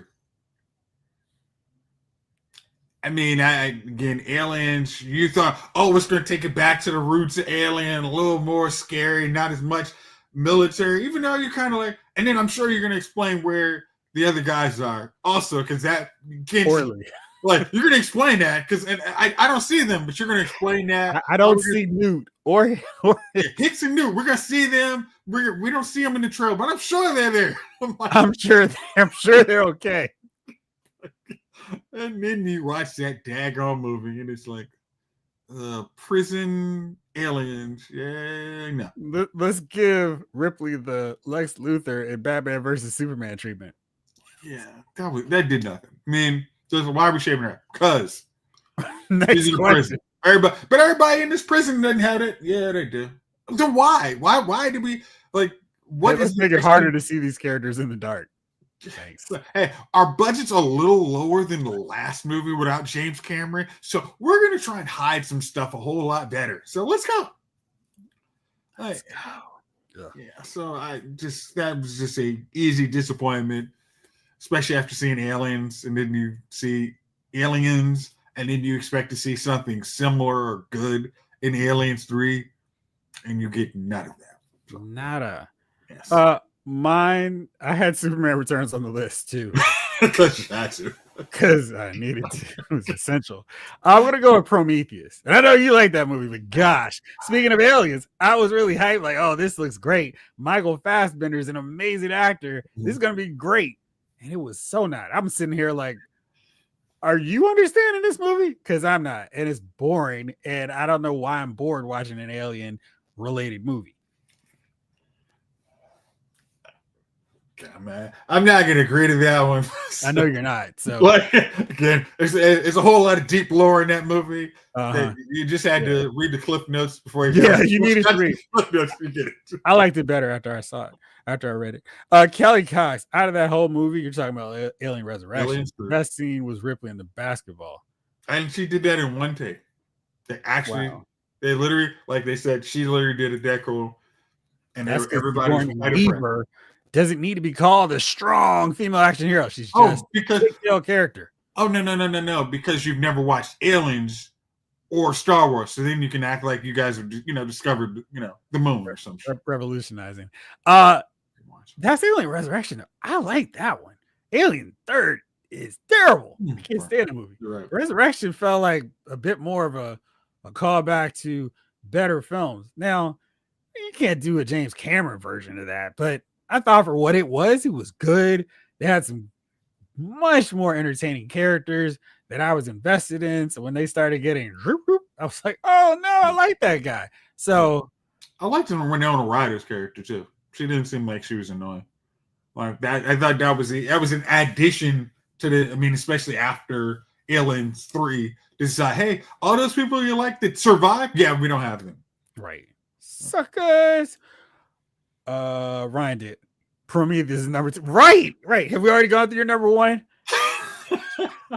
Prometheus was so like, what is this? Oh, man, it tries to explain. It tries to make sense out of a movie by not making sense. Then you really do need the director's cut to understand. And half the time it's like, oh, you know where the engineer is saying this? If we had subtitles, you'd understand what he's actually saying. It's like there's some missed opportunities on that. Oh, that's you going. It's not as good as I'm trying to make it sound. Let's see. Michael Solis. The one thing I love about being born in the 90s is I can watch a lot of these movies and not know they're connected until you see the alien. Is that the one thing? I mean, but the thing is, like, one is cool. Then I think more because of Ripley. I think that's the good thing of how Ripley's character. She is the connecting tissue, and they're like, oh, okay. Mm-hmm. Like, I mean, I think that's oh gosh. Right. Alien Resurrection was Josh Whedon's beta test for Firefly. Wasn't bad at all, but it was too much of an action movie, not scared at all. True. I definitely agree with that. But that scene where they're under in the water, that was kind of scary. Wait a second. What's behind us? Yeah, I think that scene actually makes the scene from Resident Evil Afterlife a whole lot scarier to me. When they're actually swimming, they're in a prison and they're swimming, and it's like all of a sudden, like, oh, we're good. Like because of Alien, Resurrection, you're like, oh, okay, it's not as cool as you think. So what they have 3 or was it 4 really good Resident Evil movies? I'm gonna say if there was 6, I think there was 4. I mean the last stand or whatever the hell that was, the last chapter. That didn't even count. Garbage. The first 2 were solid. Ugh. And then it took a little while to get it out for Super Alice. And then we got the one with Chris, and then we got the There's 5. There's maybe 5. 5 good ones. Then I like that. Yeah, there's 5 of them. Yeah. There are a lot. When I was going back through and rewatching, I was like, apparently I like more than I thought. The best one was the 3D one with Star Power. That was my favorite. Star Power. I think it was much more. Super Alice was kind of like this goes against the spirit of Resident Evil. Right. It's running out of bullets and frantically running in the hall looking for more bullets. Was it Ashanti getting killed? You're like, that didn't make sense. How did y'all not smoke this dude? Like, come on. Like, y'all know this dude lying. Come on. Yeah. I think that was one of those cases where I just get mad at a movie killing off a character. I'm like, you know what? You guys are not going to like the rest of this. Make better choices on your character. Right. On who you kill off and at what point in the movie you kill them off. Yeah. Lightyear, they had a great heartwarming script about our hero's journey. Instead, we got something else where they enter modern day stuff. It was supposed to be an action movie from the 90s. I didn't watch that one. Care about watching Lightyear, which was problematic all in itself because I'm like, yep, I'm good. Did I just go or did you just go? I think I'll take it. I don't think. Okay. Easy one. The Last Jedi. Now, hey, wait! I've got a big old can of worms. If you'd like to open that too. Okay, we are not going to spend 50 minutes talking about Last Jedi, but how about 49? After you saw, we were a little disappointed at the end of Force Awakens, but you're like, okay, that looks like there's some really cool action sequences in here. We're gonna, figure out. Hey, we can see that Luke character again. I wasn't disappointed with Force Awakens. I felt like I've watched this movie before, but it was well done. It was just The Last Jedi where things got way out of pocket and dicey. I mean, it was okay. Oh, like these characters, I've known them. And the ones I know, I want to see more. And then they made Finn a joke. And then we got, what was that? The gambling sequence that went nowhere for 40 freaking minutes. That was insane. And again, I'm also going to say, because they punked out Phasma, who we have been seeing in Game of Thrones being she's awesome. And then we got her getting punked out by the dude Finn in 2 seconds. Like, come on, man. Don't do us like that. Her helmet was messed up. Boo. Yeah. Thought you were going to say The Last Samurai. I didn't think that trailer was great. But Mr. Ryan decides to ruin a beloved character. Which one? Could be several in that one. That's always going to be why I dislike Kathleen Kennedy more so. Says she should have looked at that script like, no, we're not doing that. Like, you let a writer do it. If you let him do it, you own that too. King Collector says those last Star Wars episodes erased from my memory. You're the smart one. All right, now it was really fitting and ironic because this is literally next on my list. I'm not changing the order up, but another most popular film that you achieved, especially Love the Trash, they talk about all the time. It could go on for 52 minutes about, speaking of 52, I'm talking about Wonder Woman 1984. The first film was amazing. It was like the trailers. this looks like they understand Wonder Woman. Second trailer, why are we going to 1984? Whatever, still looks cool. Wonder Woman's doing her thing, and then watching the movie's like, oh no, what's happened? How did this happen? Who thought any of these ideas were good? Why did they go back to 1984? And gosh, because you saw Cheetah, and she looked, oh, okay, this is going Cheetah. Then she's got these gold wings. You're like, I don't know why, but it looks cool. And well, I mean, that's her look from Kingdom Come. You know, every so often they'll borrow some cool visual elements from a comic book that has nothing to do with what they're doing. Whatever. But boy, what a disappointment. Yeah. How could I forget? I intentionally left that off because I knew you were going to take it. So I'm glad you did, because gosh. Oh wow, this is about yes. It's just I don't even understand. They had like because I think in one of the trailers they had young Diana doing her stuff. I'm like, that's cool. Everything with that movie was wrong. Yeah. All right, back to you, bro. Next one. I'm gonna go Iron Man 3. Because that movie has gotten better after time with a little extra seasoning on it. And a little terrible movies afterwards. But watching that trailer after you had watched Avengers, you were like, "Oh my gosh, we're getting Rhodey in the seat thing. We're getting like the Mandarin, and this dude. I mean, again, I am coming for you, Tony Stark. I mean, just the voice. Yeah, I'm like, and you see, like Iron Man is about to have a struggle. It's not going to be good. He is not punking out Whiplash, Crimson Dynamo. He's literally got all of the 10 rings coming at him. And then you get that movie. It really benefits from the lesser quality Phase 4 and 5. But that movie, for the longest, was on my bottom rung of MCU movies. Now I kind of just divorce it like, hey, that first half is really good. Second half is still trash. You know, it's rewatching it like recently. I don't hate it nearly as much.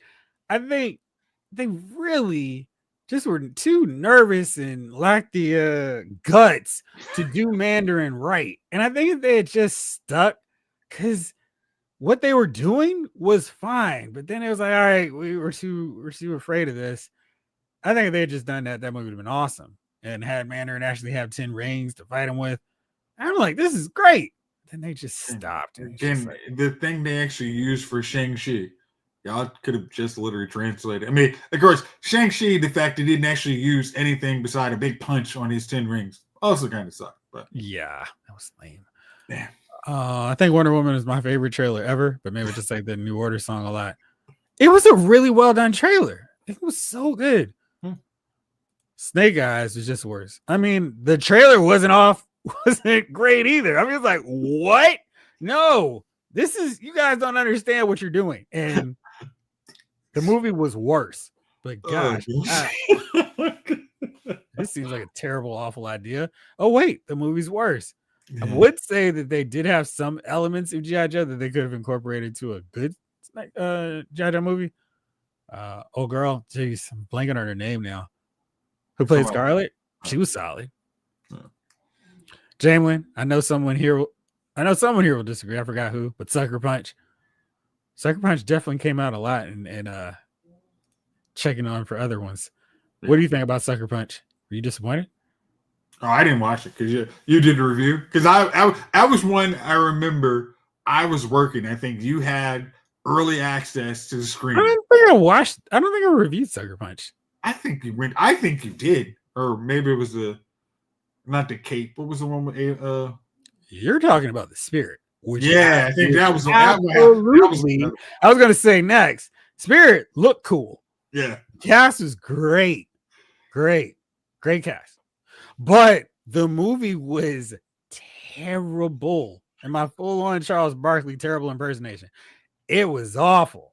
It was one of those when you're watching a bad movie and you're looking around, is everyone else as miserable here as I am? And we all were. So yeah, that one for sure. Yeah, that was a good one. I think Captain Phasma had the potential to have the same trajectory as Boba Fett. Barely any movie screen time, but decades later, a lot of lore pushed out for the character. Yeah, Yeah. Laurie, they just I don't even understand how they botched that one. I like the actors from Snake Eyes, but that movie, yeah, Kelly, they were just terrible execution on that. Michael Solis, Wonder Woman. It's okay to just stick my boyfriend's soul into someone else's body. Seriously, I mean, why? I mean, that's one of those. Hey, if we were to flip the genders, is this okay? No. This is not okay. Like under no circumstances, just like there's was it standards in practice. No, this is not gonna happen. No. Well, that's the premise of my movie. Then you better figure out a new movie. Like, no. Right. Like, well, we want to bring Chris Pine back. I don't care. Bring him back in a flashback.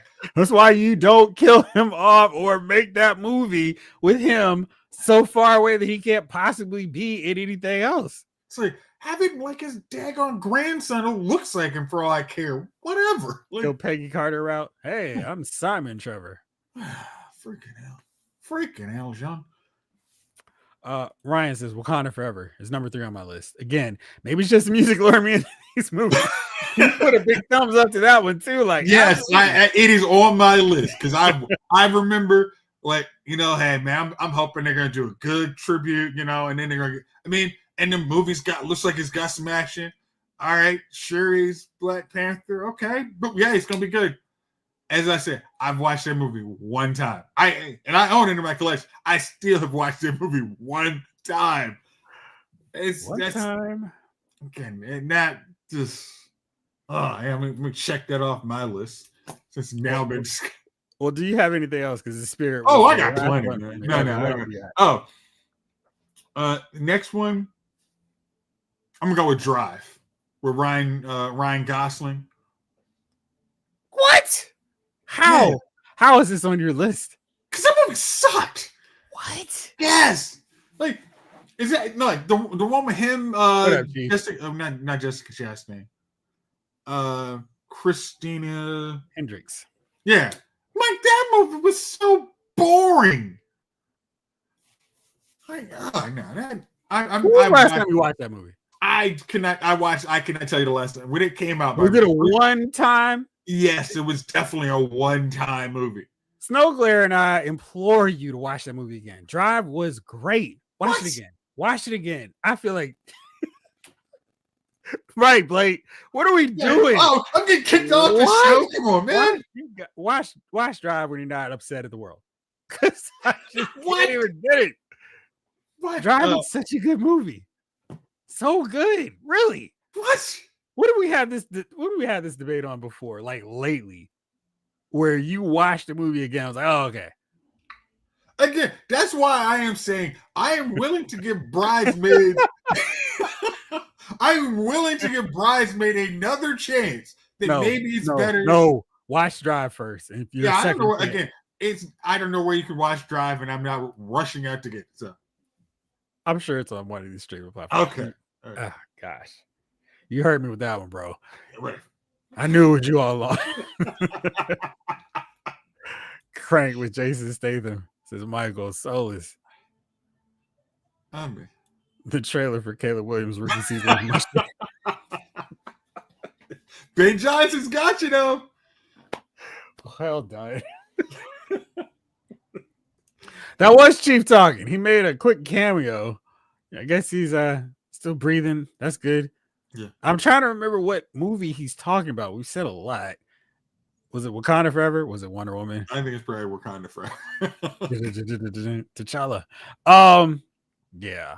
All right. Well, it's 9:50. I don't know how that time zoomed by. What? Dear brother, I mean, gosh, if you are I'm sorry, you still had some more. The Happening, yes. But seriously though, you gotta watch Drive. Okay. Or we'll have to do a watch along because gosh, you're wrong. Wow. Your opinion is wrong. Kid, I've heard a whole lot of stuff on Lost Figure 5. You never say that anyone's wrong. I just get you're wrong. Oh my God. Right. Blake, Drive is kind of like Killing Him Softly. which I don't like that much. That was boring. Yeah. But the actors in it were good enough that I stuck with it. But Drive is good. A Okay. slowish, methodical movie that was a bit offbeat, but really good. I think Really that was the slow good. part. That was the problem with me. Just watch it when you're not tired. Okay. All right, what else you got? Uh, easy. Thor: Love and Thunder. You thought it was good based off the trailer. I was coming after. Uh, what was it? Yeah, it had the Guardians of Galaxies in it. Yeah, cool. Like, oh, it seems like it's gonna be good. We got Chris Hemsworth back. We're cool. And then I watched the movie. And it sucked ass. Nah. Bah. Yeah, I'm sorry. Like the goats would just. I mean, the goats weren't even the worst thing in that movie. And that's the biggest problem. Like, I mean, you have Christian Bale as your bad guy, and you squander it. I mean, Miserably. God Butcher looked like a super scary character. And we see that dude probably 3 scenes in that whole movie. Trash. Yeah, that's like, but I mean, by trailer standard, that looked like it was gonna be good.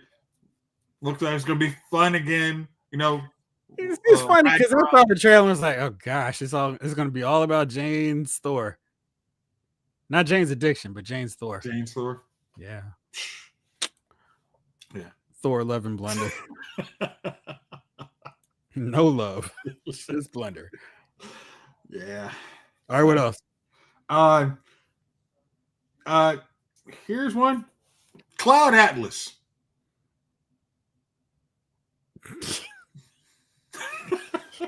You watched. See, I feel like I watched the trailer and then saw how long it was gonna be. Like, whoa, what? I mean, at that point, you telling me, because at that point, I don't know if I'd seen a bad Tom Hanks movie in a long time. I mean, Tom Hanks had been on a great streak of just, if he's in it, don't worry, you're going to be fine. Have you watched Cloud Atlas? Of course not. Of course not. Do you think, after your review, do you really think I'm going to watch that movie? But the trailer looked great. I think the movie is just, it has too much going on. I think you could cut out parts to make a really good movie or entertaining movie. It's just they've got too many ideas and they're confused. It's not so much bad as it is just a jumbled mess. Yeah. Do you want to waste some time watching Jumbled Mess? No, I want you to watch Drive. Oh gosh. I'm going to put you on the Chief Daredevil season 3 program. Watch Drive. And we're just going to keep saying it every week until you watch it. Okay. I'll watch it after Chief watches Daredevil. You sir suck. We've already cashed in on our parlay with Chief. Any more? Let me see. Spider-Man 3. Because Spider-Man 3, when you saw the black costume coming out, yes, because all you needed was teaser trailer. Like we seen, we're gonna have Spider-Man versus Venom. It's gonna be awesome, and then we get Dancing Peter and Eddie Brockish. You saw Eddie Brock. I don't know how that movie had you excited about seeing it. Because Topher Gray is a decent enough actor. I mean, no, he's not Eddie Brock. Yeah, he's not Eddie. Cloud Atlas made Joe versus the. You didn't like Joe versus the Volcano? Like, have you seen Joe versus Volcano? That was good. That was an '80s film. That worked for me. But yeah. The Curse of 3. Yeah, it was. It was. Cloud Atlas just has way too much happening. Like, there's some good and interesting ideas in there, but it's just. It's probably one that if you watch at home, where you can fast forward to the parts you like, you'd like it just fine. Yeah, or you could have some Warner Brother execs chop it to death. Okay, no, that only matters when Zack Snyder. True. Skinny Venom was not cool, right? Yeah. Spider-Man 3, the movie where every character has a crying scene, and Tobey Maguire may have the ugliest crying face. Oh yeah, I think we saw that in what was that? Spider-Man 2. All his movies, he has an ugly crying face, ugly crying scene. I get it. It's okay, cool. Yeah. Any more? Last one is Don't Worry, Darling. That is Harry Styles and Black Widow 2. Yes. That if it's a thriller, I watch a lot of thrillers, so it seems like there's some mystery going on. And I think it was on Netflix. I'm not recommending anybody watch it. It's very 1970s. Got Chris Pine in it. It seems like it's gonna be this really deep mystery. And then when you get to that 40, I think the last 30 minutes of that movie, Florence Pugh. I was trying to think of her once, name. Florence and the Machine. Yeah. Once you get to that last 30 minutes, that movie just this movie wasn't good to this point. Now it's just really off the rails. So yeah, that's my last one. So I know you got I knew we got some business. You and these trailers that don't look good that you're still like, let me watch it. I like a good thriller. A good thriller movie seems like like there was enough characters in there. I'm like, okay, I'm excited. Yeah. I like Toy Story 4. And I did feel like you like Toy Story 3 was perfect, but I like 4. Yeah. I thought the movie was going to be the Get Out for one. Yeah, I mean, thank you. At least somebody watches it right for me. Like I'm the only one to watch that movie. Yeah. Yeah. It's not interested. All right. It's that time now. Since I went first for this, I think it's only fair that you go first with your nominee for Dummy of the Week. It's like you got a buffet in front of you. Which one will you take? It was funny. I had like 5 of them, but I'm going with my easy one. My Dummy of the Week is Mr. Scottie Pippen. What did Scotty do? Scottie Pippen is trying to sell his book. Okay. Unguarded. He's trying anywhere he can go. He's going to say this stuff. Scottie Pippen had the nerve to say that, in his opinion, he was the greatest basketball player that's ever been. See, this is when you just get delusional. It's not even like, if I was playing on a different era. You played alongside the guy that everybody says is the greatest basketball player of all time. Why would you say? Well, it was actually his opinion is, I played the game the right way. Scotty, you played. He's like, I played defense and offense. Like, did you not look at Michael Jordan's stats compared to yours? He also has all defense player of the years. Like, he won defensive player of the year. Like, well, what are we talking here? And he actually could consistently shoot the ball when actually game on the line. Like, no, Scotty, I understand you're trying to sell books. You're trying to sell, but that's not a statement that should really be coming out of your mouth. Like, who's better between you, LeBron, or Jordan? Like, I'm sorry, guy, you're not in that conversation. Obi-Wan.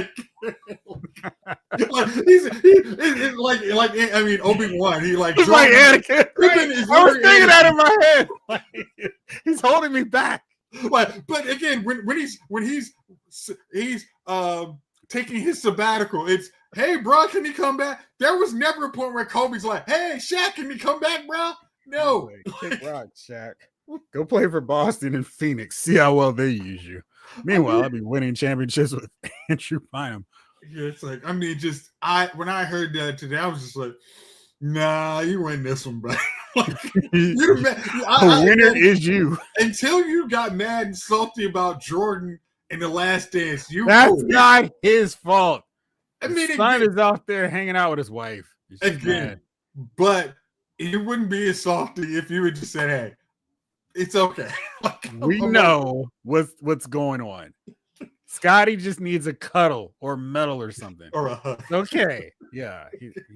So that's my W of the week. All right. My W of the week is Nelly, who apparently has 4-year amnesia. Do you remember the last Chrisette Michele song that everybody was bumping and like, oh man, this is awesome. This is great. Do you remember anyone using a Chrisette song in the last 8 years? Yeah. I don't even know if she's still alive. Because Chrisette wanted to be a pioneer and get ostracized. She wanted to take one for the team for a big payday. Hopefully it was a lot because she hasn't gotten one since. Nelly was like, you said he's doing some soft shoe. It was a lot of soft shoe. And he was just like, Snoop takes the big payoff and shuts his mouth. Smart move. Nelly, let me go and defend what I've done.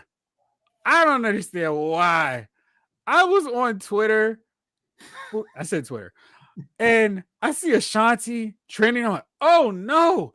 Did Ashanti get hit by a bus? Did zombies come get her? Because when I see celebrities trending, that's my first thought. They've died. And then I'm like, oh gosh. It's like people are worried that she's gonna get dragged down by association with Nelly. And I'm like, boy, Nelly, sometimes it's best to just shut up. I mean, Have everybody going, you're a greedy, greedy person. Don't feed into it. He's like, hey, listen, y'all want some more? Where is the party at? Because it's not going to be in your bank account anymore. So, yeah. Again, he hasn't gotten a lot of sleep. He and Ashanti's new baby, really keeping him up a lot. He just got on Twitter at the wrong day. He needed to sleep it off. Because, yeah. Bad times. All right, well. Thank you as always, bro.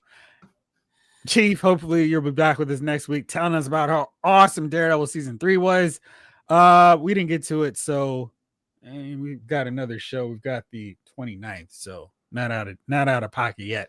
We'll talk about what stuff we're looking forward to in February. And homework assignment for you, dear brother. Watch the Jamie Foxx Cameron Diaz movie on Netflix. I watched it. Great. We'll talk about that next week. You've already got your homework done. Any other folks that'd like to, we're going to be discussing that next week. So, bro shot, let's give a shout out here to Kelly Cox, David Thanos, Snow Glare, Snake Eyes, Justin Herbert, 80s Kid from the 90s, Michael Solis, Blake Tarpley, David Thanos, Ryan Daly, Jamlin Parks, Lonzino Bailey, Michael Logan, sorry. He has to go. Lar A. Let's see. Anybody else that I forgot in our run through of everybody hanging out with us? King Collector. Cannot forget the King. Royalty. Mark A. Let's see. Did I give everybody now? Let me see. All right. I think so. I think that's everybody from what I saw real fast. Oh, Laura A. You got him. Yep. Yeah. Very good. I think we got everybody. Chief, get well soon. Best trailer plus movie. Green Lantern. Jalen. Jace, my assignment for you is to watch a good movie with a good hey, all right, and with that, nothing else be said. Thank you all so much. Of course, I'll be back on tomorrow for another edition of Lyle's Figure Files. But for now, this episode of Lyle's Movie Files has been filed.